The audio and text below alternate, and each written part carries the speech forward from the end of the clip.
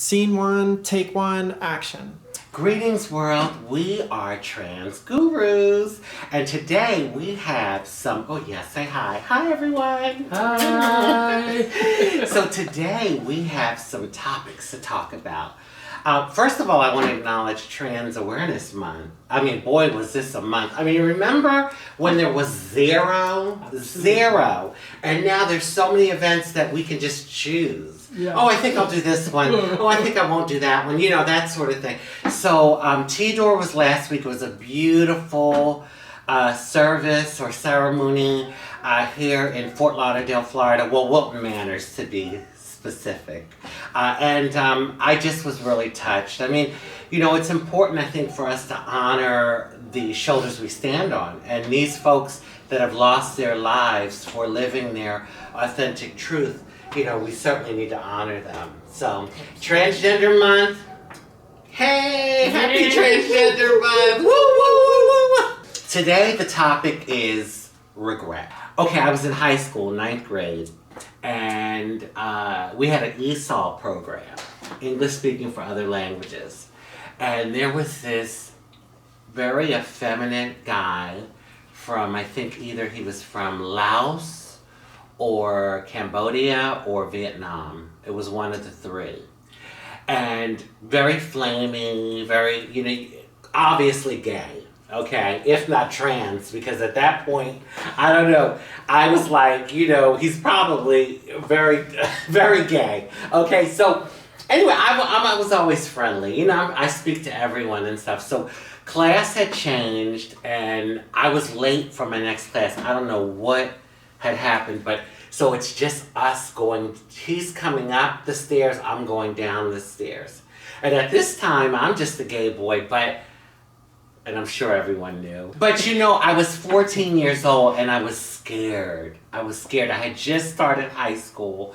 The two guys that I became friends with, they were my buddies, straight guys. And one was Puerto Rican, one was black.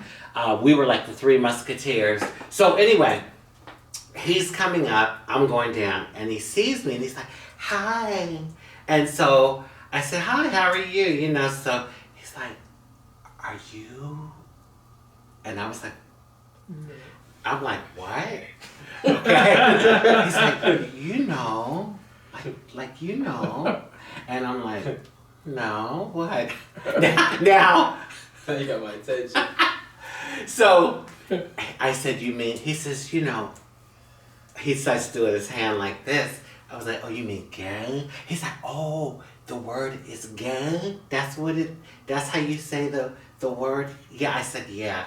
So I said, no, I'm not. He's like, oh, I'm so sorry. I'm sorry. Okay, have a good day. Please don't tell anybody. Oh my God. And why? Why did I go to my next class and my two buddies that, now mind you, this is just the beginning of 9th grade, so it's probably Did your buddies know you were gay? They didn't.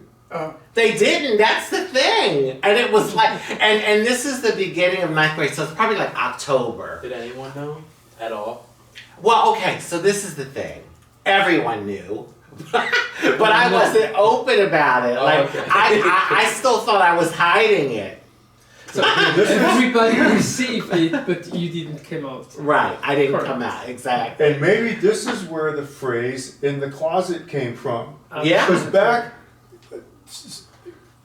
Christian's a younger man, but the rest of us are a little bit older. So back when Raji was in 9th grade, you even like in the military, don't ask, don't tell. Yeah. And you know, now there's openly trans men and women in the military.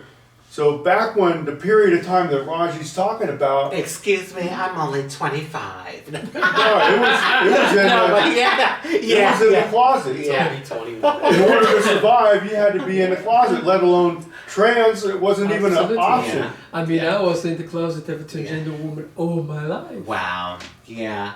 Well, I get to the class and I thought I could confide in my buddies, and I told them what happened in the stairwell. But I said, don't say anything.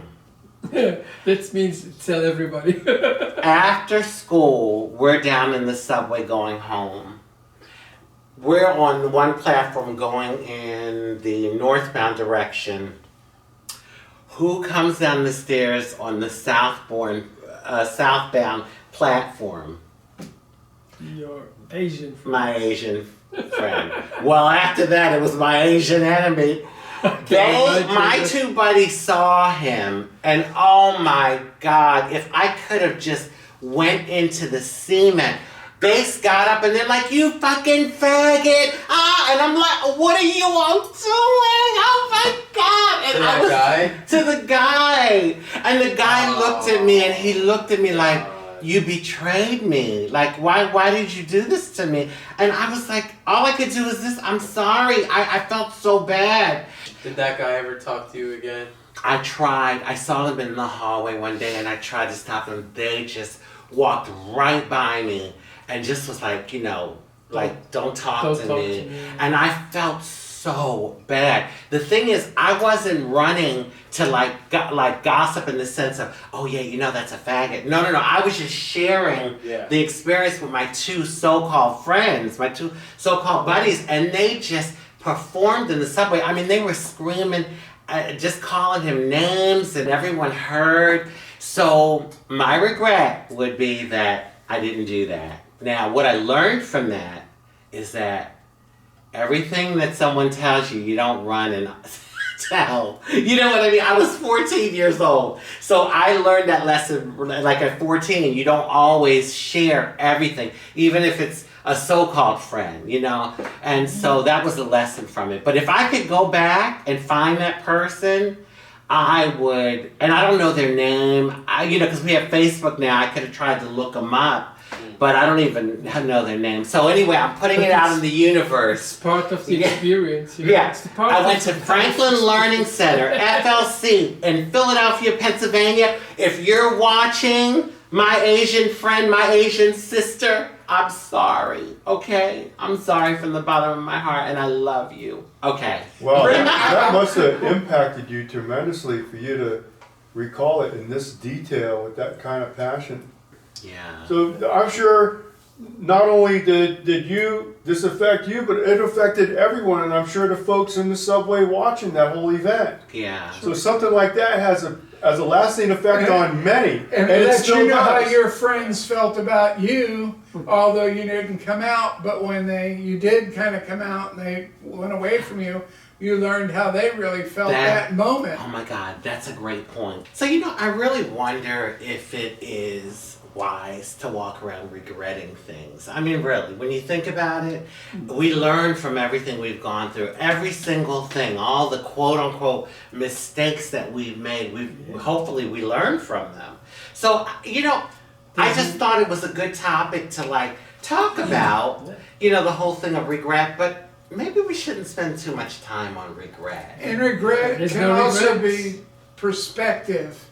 And you can regret something can happen, but it doesn't necessarily have to be bad if you can find something that's positive and grow from it. And there's no mistakes, there's just learning. See, in the human in the human experience, I'm getting hot. in the human experience, there's a progression of evolutions. Yeah. So regret is a emotion that is experienced by someone who is adolescent in the development and becoming self-mastered.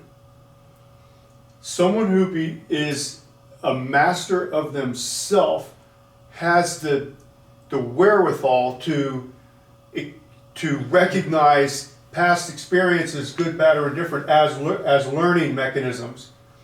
Someone who is not as evolved per se may not have the capability, the depth of mind to interpret these experiences as learning. Absolutely. So that's and then we get into this And whole if I group- might say so, don't get trapped in regret because that stops you from going somewhere.